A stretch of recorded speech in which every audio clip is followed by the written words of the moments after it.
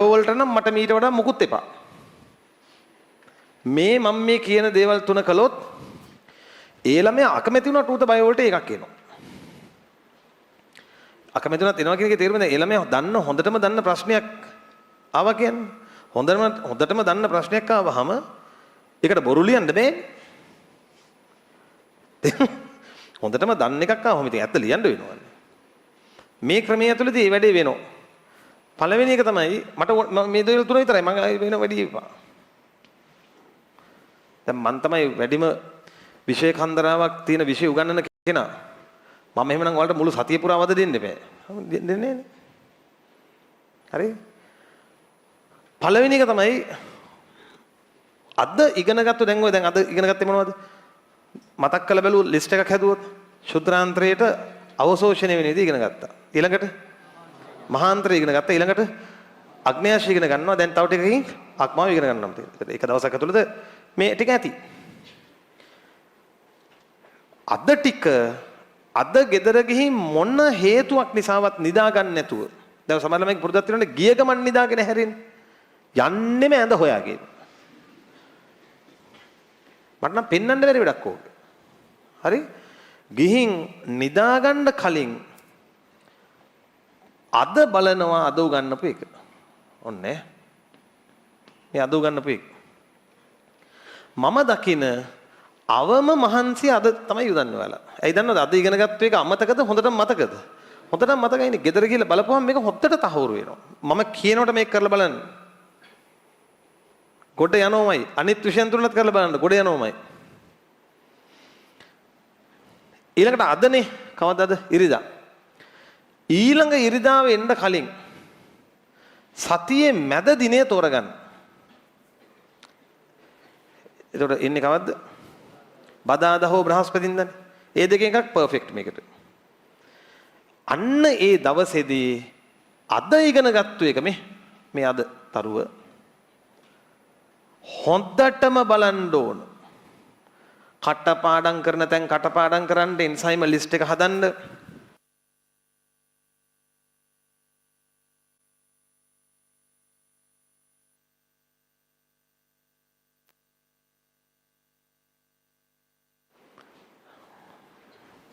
හොඳටම බලන්න ඕන මේක අර්ථකථන කටපාඩම් කරන්න ඕන, ලිස්ට් කරන්න ඕන, තරු තුන දාපුවා, තරු දාපු ඉස්සෙල්ලම පාඩම් කරන්න බහින්නේ කොහමද? හයිලයිට් කරපුවයි, තරු දාපුවයි පාඩම් කරලා තමයි බහින්න ඕන. හරි? එහෙම බහැලා තමයි අතරින් පතර අතර තියනවා ගන්නෙ. ඊට පස්සේ ඊට අදාළ ප්‍රශ්න මේ මෙදා තමයි කරන්නේ. ක්ලාස් ටෙස්ට් එක එදා තමයි කරන්නේ. තේරෙනවද? අද දින පේපර් එක එදා ආයෙ කරන්න ඕන දෙවෙනි වතාවට. හරි? ඊට අදාළ ඩිස්කෂන් වීඩියෝ මෙදා තමයි බලන්නේ. හරි? මෙන්න මම දකින වැඩිම වැඩ කරන දවස. එතකොට මේ දවස ඔයාලා හිත හදාගෙන මේ සබ්ජෙක්ට් එකට වෙන් කරන්න ඕන. බදාද කියමු.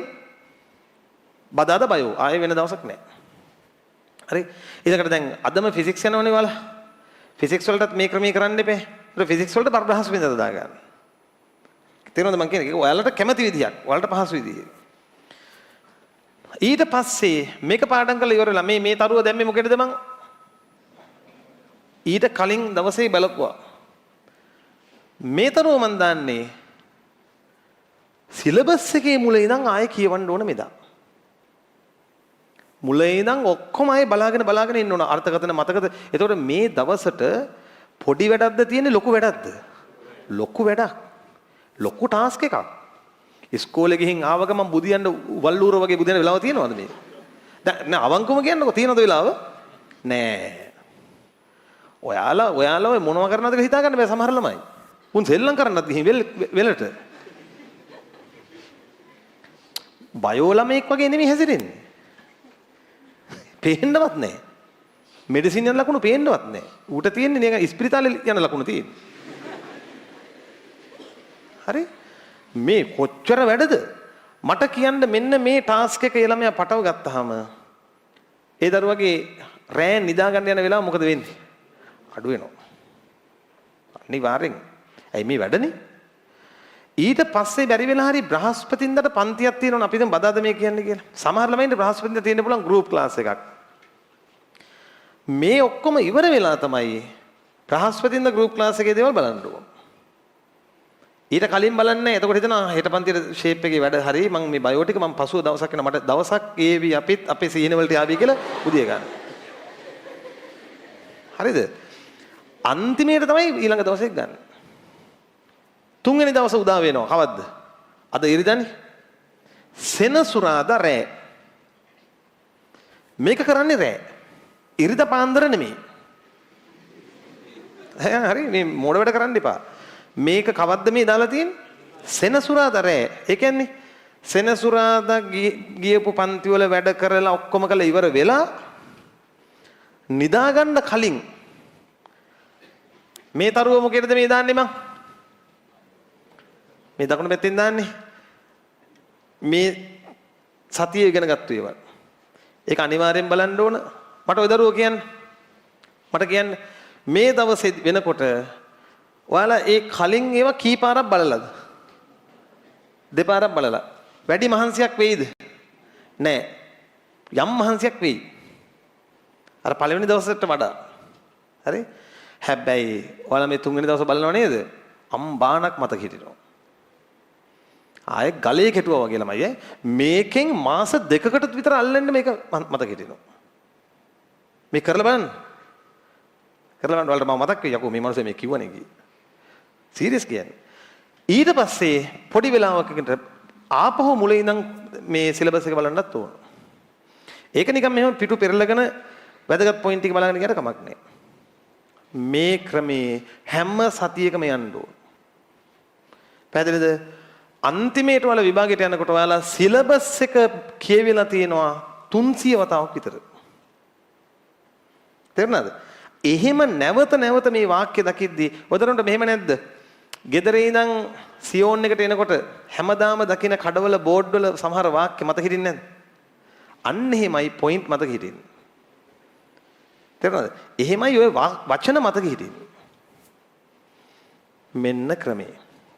කැමති නම් කළ හැකි නැත්නම් මේ දවස් එකක් දෙකක් කපාගත්තේ. හරිද? අනිවාර්යෙන් කෙලවෙනවා. යන්න බැරි වෙනවා. දෙවෙනි එක මට වෙන ඔයාලගේ 100% ඇටෙන්ඩන්ස්. මේක නැති ළමයට අනිවාර්යෙන් කෙලවෙනවා. අය හිත හදාගන්න එපා. යන්න බෑ. එතකොට ඇටෙන්ඩන්ස් කොහමද වෙන්නේ? පන්තියට ෆිසිකල් එන්න බැරි වුණොත් අනිවාර්යෙන් ඒ සතියේ මොන කැපකිරීමක් හරි කළා මොකද්ද කරන්නේ? වීඩියෝ එක බලන්න ඕන. ඒක එච්චරයි. තුන්වෙනි එක පේපර් එක. මේක නොලිය කැම්පස් යනවා කියලා හිතන්නවත් එපා. මොකද මේක ලියන 800ක් මේ දිස්ත්‍රික්කේ ඉන්නවා. හරිද? උන් අනිවාර්යෙන් යනවා.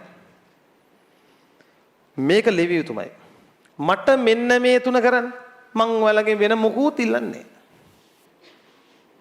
අනිවාර්යෙන් සාමාන්‍ය ළමයෙකුටත් 85 පයින් එකක් කියනවා.